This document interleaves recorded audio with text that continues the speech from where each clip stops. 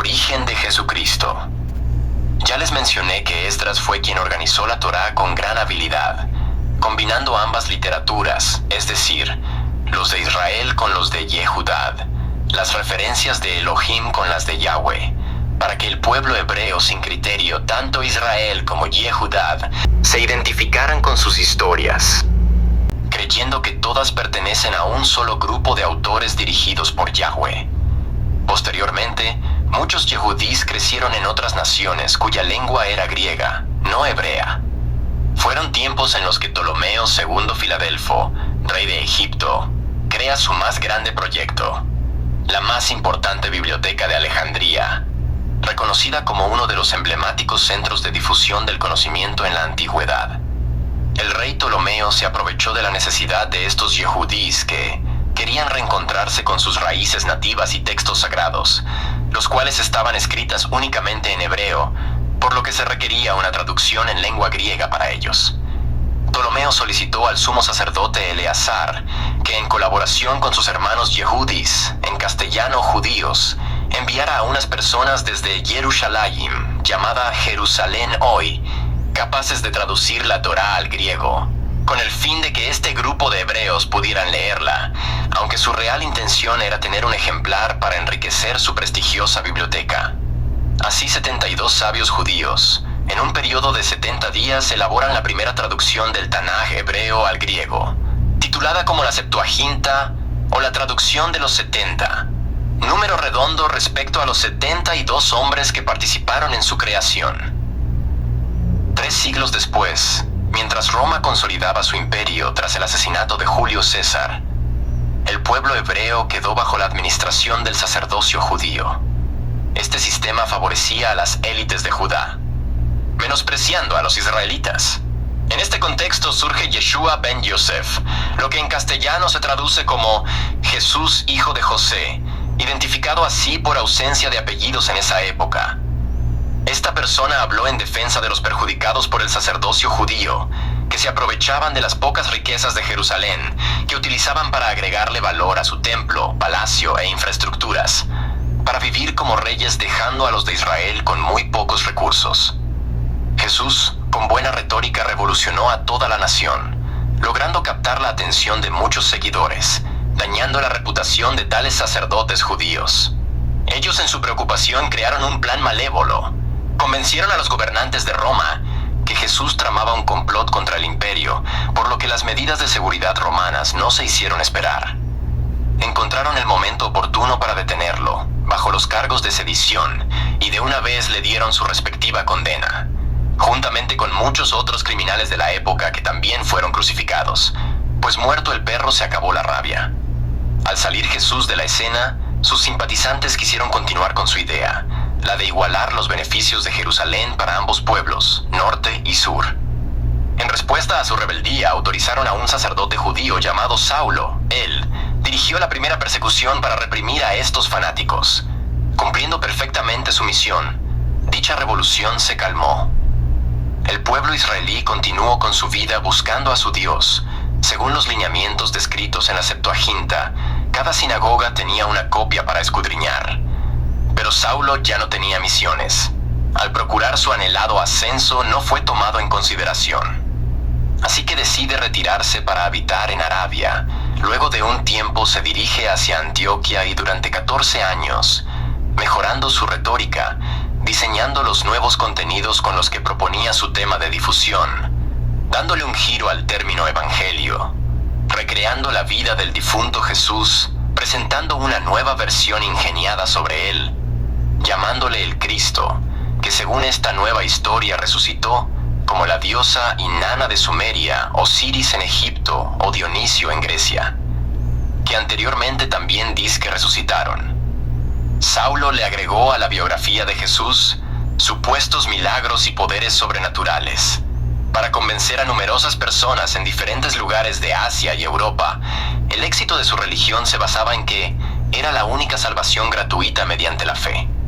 Saulo fue la primera persona que escribió sobre Jesús. 60 años después de su muerte, dirigió sus palabras a las comunidades con la siguiente descripción: Primera de Tesalonicenses, Gálatas, Primera y Segunda de Corintios, Romanos, Filipenses, Filemón.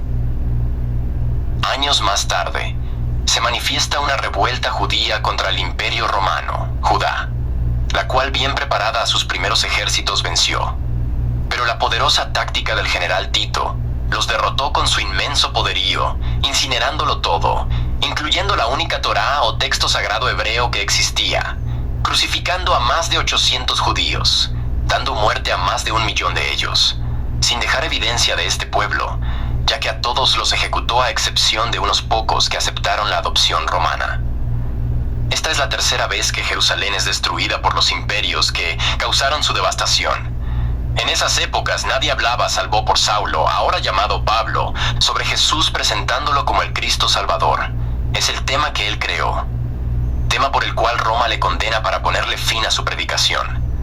Es la razón por la que el nombre de Pablo se utilizó como un seudónimo para la elaboración de las siguientes cartas dirigidas a Segunda de Tesalonicenses, Colosenses, Efesios, Primera y Segunda de Timoteo, Tito, con intenciones de mantener el ánimo de los seguidores que aún no sabían sobre el asesinato de Pablo que, con el tiempo, su ausencia terminó por desintegrar dicha religión basada en un concepto paulino. Un siglo en que las nuevas generaciones no se enteró sobre un Jesús Salvador, se adoraba a los dioses del momento, entre los cuales Júpiter era propuesto por Roma como el dios de toda nación. Respecto a el difunto Jesús, se convirtió en un recuerdo, una leyenda que progresivamente las mentes intelectuales de la época iban recreando para dar forma a una nueva religión, tratando de seguir el mismo concepto paulino. No fue hasta que Flavio Josefo, un historiador judeo-romano, escribe una de sus obras titulada Antigüedades Judías.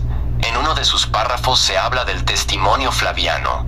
Allí hace referencia sobre una lista de sucesos irregulares que perjudicaron a Jerusalén, entre los cuales salió a reducir sobre el difunto Jesús, diciendo lo siguiente: Por este tiempo apareció Jesús, un hombre sabio, que atrajo hacia él a muchos judíos.